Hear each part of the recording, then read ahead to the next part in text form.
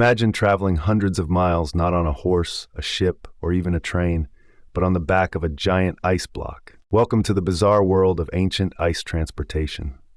Long before refrigeration, people in places like Persia and India figured out how to move massive ice chunks from snowy mountains to scorching cities. How? With ingenious methods and a bit of natural magic. Back in ancient Persia, around 400 BCE, there were these incredible structures called Yakhchals, ancient refrigerators made of mud and special insulation materials. These towering, cone-shaped buildings were marvels of engineering, designed to keep the inside cool even under the blazing sun. But ice still had to get there first. During winter, workers would cut huge blocks of ice from nearby mountains or frozen rivers, then transport them at night using camels or donkeys. Why night? Because cooler temperatures helped prevent the ice from melting during the journey. They'd even cover the ice with straw and thick layers of cloth to keep it insulated during the journey, sometimes lasting days or weeks. The journey wasn't easy. Imagine navigating rough desert terrain with tons of ice, all the while ensuring it stayed frozen. Once at the Yakhchal, the ice was stored underground, staying frozen even through the blazing hot summers, thanks to the clever design that trapped cool air inside and the thick walls that blocked out heat. This ice wasn't just for drinks.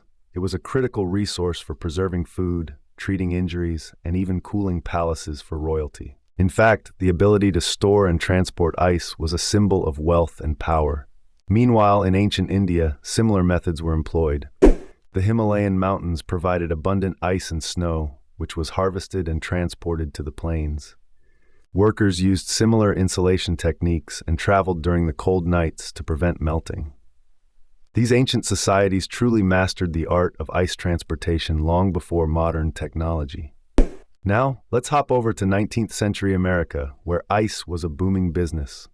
Before electric refrigerators, ice was literally harvested from frozen lakes and rivers in the winter and shipped across the country and even overseas. Picture thousands of workers with saws and hooks cutting massive ice blocks from the frozen surfaces of lakes like Lake Erie and the Hudson River. These giant blocks, sometimes weighing hundreds of pounds, were then packed tightly with sawdust, an excellent insulator, to keep them from melting during long voyages.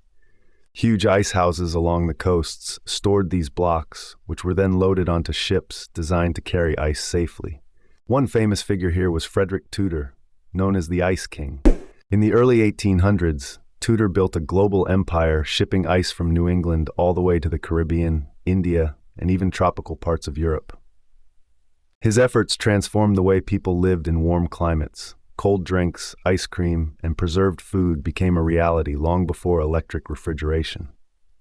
Tudor's business faced enormous challenges: ice melting during transport, unpredictable weather, and competition. But his innovative use of insulation materials and efficient shipping methods made his enterprise wildly successful. The ice trade even helped stimulate other industries, such as shipping and food preservation, and contributed to global trade networks. But transporting ice wasn't just about business. It was a matter of survival and improving quality of life. In hot regions without natural ice, these imported ice blocks meant the difference between spoiled food and fresh meals, between unbearable heat and some relief. Ice was used medically to reduce fevers and injuries, and socially it became a luxury that connected people across climates and continents. The ice trade also influenced architecture.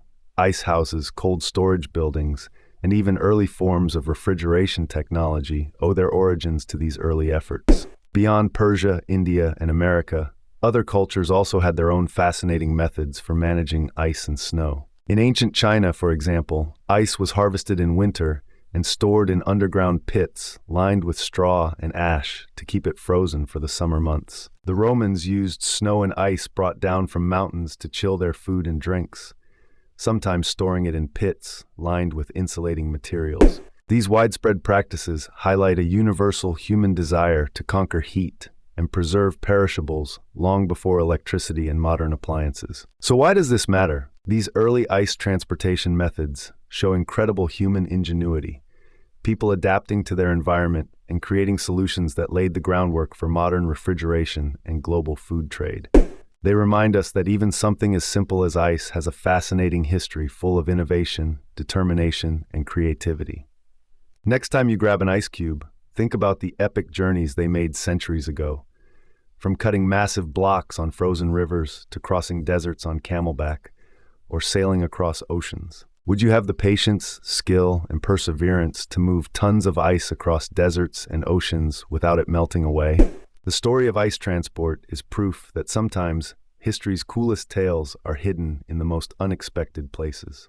It's a testament to the resourcefulness of our ancestors and a fascinating chapter in the story of human civilization.